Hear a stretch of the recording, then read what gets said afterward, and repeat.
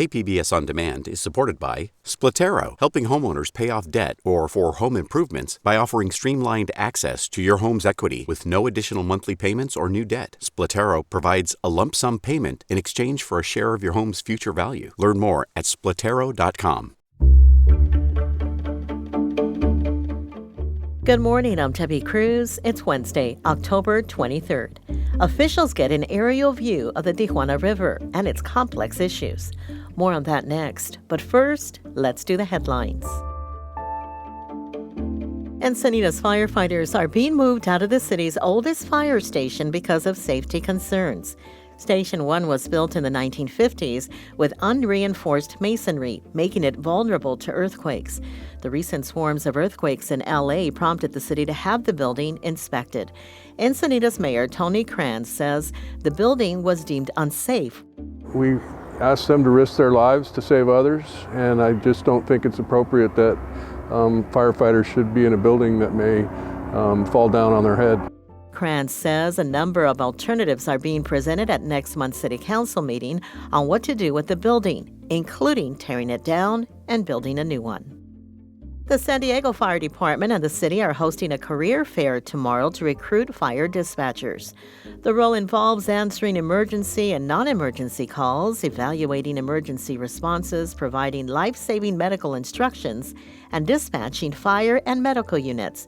The career fair is from 9 in the morning to 2 p.m. tomorrow at the Casa de Prado in Balboa Park. For more information, visit the City of San Diego's Fire and Rescue Department webpage. We have a midweek weather update for you. After today, temperatures are expected to slightly drop each day. Although temps are lowering, the National Weather Service says they're still above average for this time of year. Today in the inland areas, temps will be in the low 80s. By the coast and in the mountains, it'll be in the mid-70s. And in the deserts, it's expected to be in the mid-90s. The slight cooling trend will continue into the weekend. From KPBS, you're listening to San Diego News Now. Stay with me for more of the local news you need. KPBS On Demand is supported by the San Diego County Toyota dealers, offering a new 2025 lineup of vehicles at your local Toyota dealer, including a new Tacoma with turbocharged 4-cylinder engines and a hybrid powertrain option. The San Diego County Toyota dealers. We make it easy.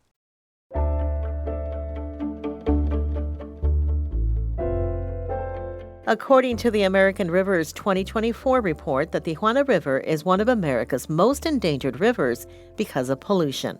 Reporter Melissa May brings us a new perspective of the area that faces many complex issues. This week, the nonprofit EcoFlight gave a group of advocates, nonprofit leaders, and government representatives a bird's-eye view of the Tijuana River Valley.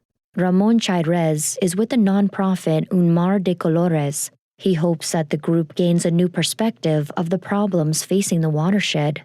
How is it that we change our way of life and how is it that we can impact what we're doing on the ground in a different way that values our river more and our watershed more? Chairez says an aerial view of the area shows how unique the space is with canyons, rivers, and mountains. But it also shows how fast Tijuana is growing and not being able to keep up with the pace of development. Melissa May, KPBS News.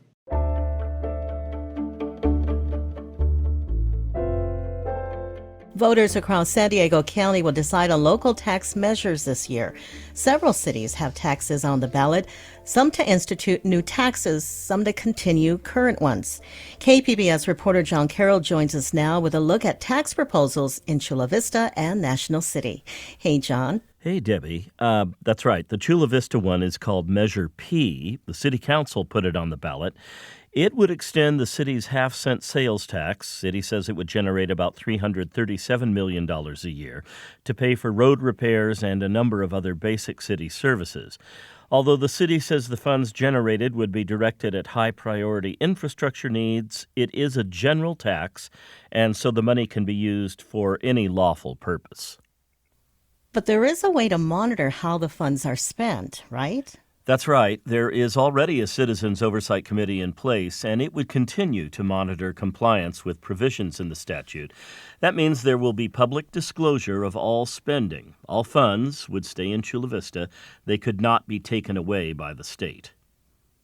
But John, how about exemptions to this tax? There are exemptions on things like essential purchases, such as most groceries, prescription medicine, diapers, and feminine hygiene products. Those are all exempt from the sales tax.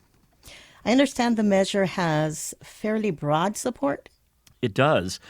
You know, it was interesting to me when I delved into these tax measures that the San Diego County Taxpayers Association, which we typically think of as being very wary of tax proposals, does support Measure P.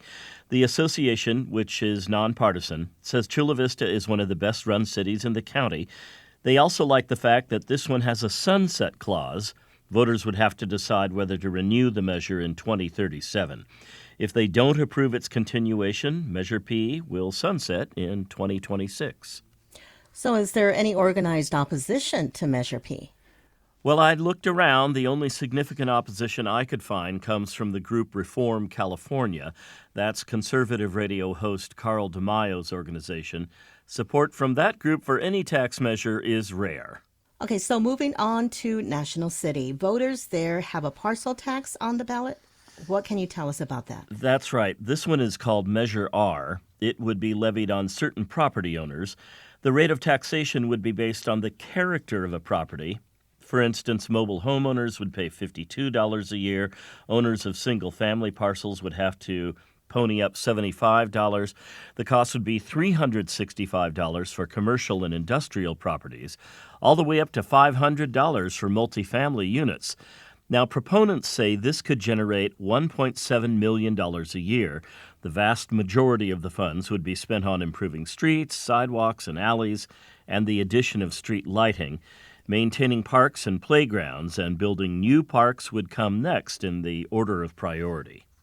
I understand with this one that there are a number of types of property that would be exempt.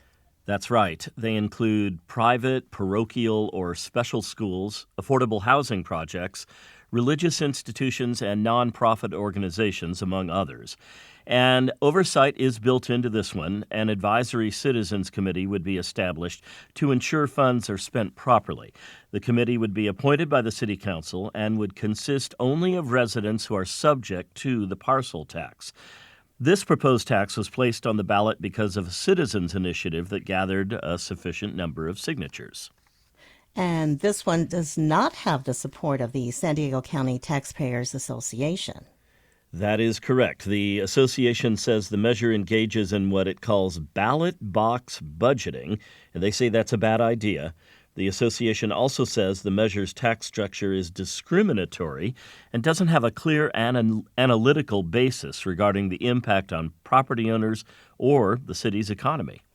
Does the measure have any organized support? Well, of course, there are the National City residents who work to get the requisite number of signatures. Also, National City Councilman Jose Rodriguez has been a vocal supporter of this measure. Thanks, John. You can learn more about these measures and everything on your ballot on the KPBS Voter Hub. Here to share more about what the Voter Hub is and how to use it is KPBS web producer Laura McCaffrey. Laura, welcome to the San Diego News Now podcast. Hey, Debbie. Good to be with you. So, for those who are not familiar with the KPBS Voter Hub, can you tell us what it is and how listeners can go about using it to help them decide how they're voting? Yeah, so the KPBS Voter Hub is an online resource that the digital team creates with the reporters every election. And we try to make it a one-stop shop for voters that need help with their ballots and also the voting process in general. So there's several sections. First, there's explainers on almost everything that's going to be on San Diego County voters' ballots. There's some guides on the candidates with information on the office they're running for. There's also guides on the measures. There are guides on unique voting situations, like if you're voting abroad or from jail. And there's a resource to help you find vote centers, where to drop off your ballot. We have all that information in an ebook, so you can download it and print it out, highlight it, and underline it old school style. We have an interactive that shows you where candidates might stand on issues that are important to you. And finally, there's a lot of coverage on the upcoming election, like at the federal, state, and local level, And we have all those stories at the Voter Hub. And the big race on the ballot is, of course, for the next president, but there's also a lot of local races on the ballot. Can you go over some of the top local races that come to mind for you? So there's quite a few sales tax measures on the ballot. The two major ones are at the county level. There's Measure G, which will raise the sales tax across the county by 0.5 percentage point, and that's to pay for transportation infrastructure. The city of San Diego also has Measure E that will increase San Diego's sales tax by 1%, and that'll go to the general fund, so that's for things like core city services. Some of the big candidate races are probably San Diego mayor, and then a pretty contentious one is District 3 county supervisor. So for mayor, there's incumbent Todd Gloria, and he's running against challenger Larry Turner. Todd Gloria has had a career in city and state politics, and then Turner is a first responder going into politics. So for District 3, Supervisor Tara Lawson-Remer is running again. And then her challenger is former San Diego mayor and also a former city council member, Kevin Faulconer. If Lawson-Remer keeps her seat, the board will remain majority Democrat. But if Faulconer wins, he'll tip the board Republican, which, as you might remember, the board was majority Republican for a very long time. And what kind of information on each of those races can people find on the Voter Hub? Yeah, so for the measures, which can be kind of tricky to understand, there's information on what they might do if they're implemented, and then also why they're on the ballot in the first place. For the candidates, we have information on what that office does and who's running. For all of those, we have information on who's supporting it and who's against. Oh, I'll also mention that we have similar guides for the state propositions, but those explainers are provided by our nonprofit partner, Cal Matters. Okay. And how can listeners access the KPBS Voter Hub? It's on our website, and we have a banner directing users there. It's also at kpbs.org/voterhub. Before we go, can you remind our listeners of any upcoming dates they should remember?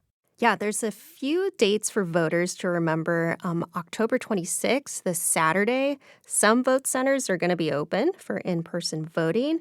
Then November 2nd, more than 200 vote centers will open. And then November 5th, that's the big day. That's Election Day. So you can either cast your ballot at a vote center that day.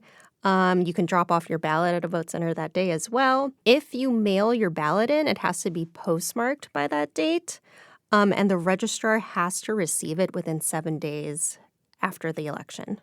And for someone who has not registered to vote yet, is it too late?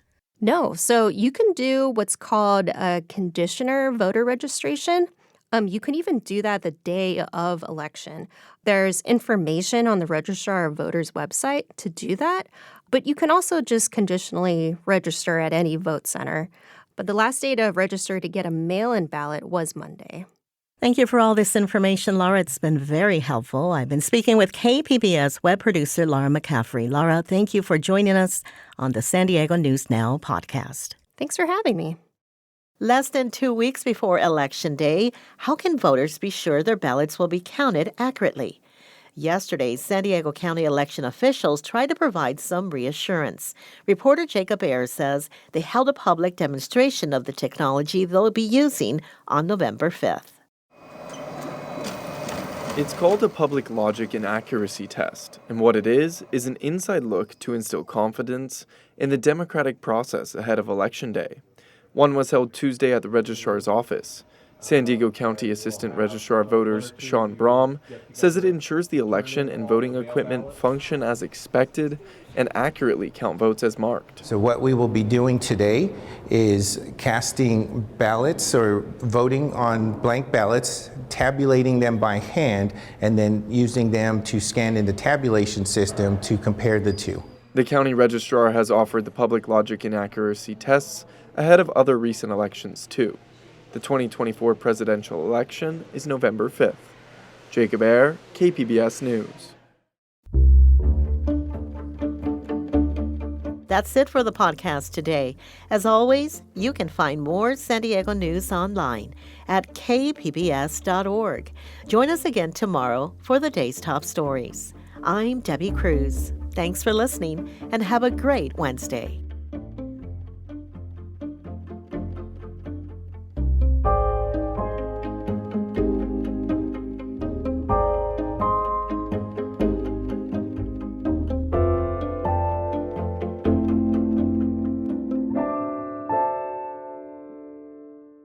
KPBS On Demand is supported by Paint Care, offering households and businesses in California more than 800 leftover paint drop-off sites for recycling.